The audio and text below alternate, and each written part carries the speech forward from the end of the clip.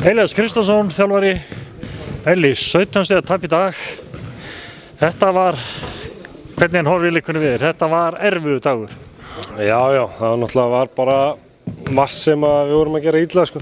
Við vorum að tapa mikið af boltum og láta íta okkur út úr kerrum og svona, eitthvað sem við höfum verið að ræða að laga, sko.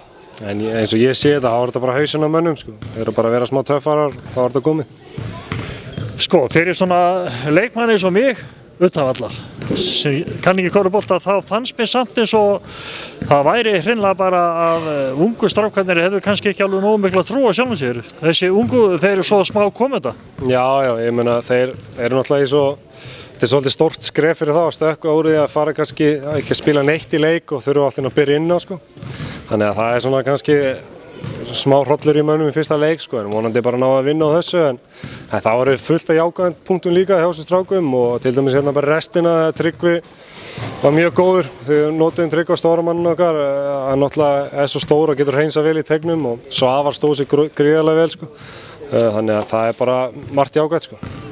Það er náttúrulega eins og þú segir og hefði átt að vera næsta spurningi. Það var náttúrulega mjög gaman að sjá eins og að Tryggva hann skuli kemur óreyndur, Svavar fekk smá sénsinn á síðasta tímabili og svo náttúrulega með hann Daniel, þetta er mikilvæg mínútur sem eru að fá.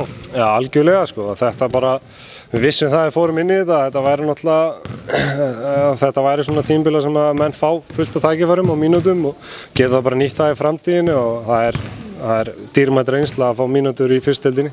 Þetta er eitthvað samt, þú getur tekið alltaf eitthvað jákvætt út úr hver leik og farið með inn í næsta. Já, algjörlega, sko, algjörlega.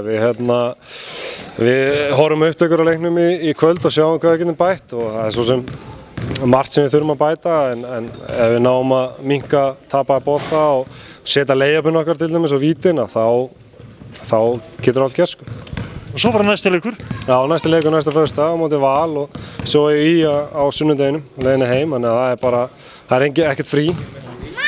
Og það er kannski líka bara ágætt að sé ekkert mikið frí því að menn þurfa svo sem að halda sér við efnið. Já, algjörlega, sko. Morgun verður vídeó layup-sæfing.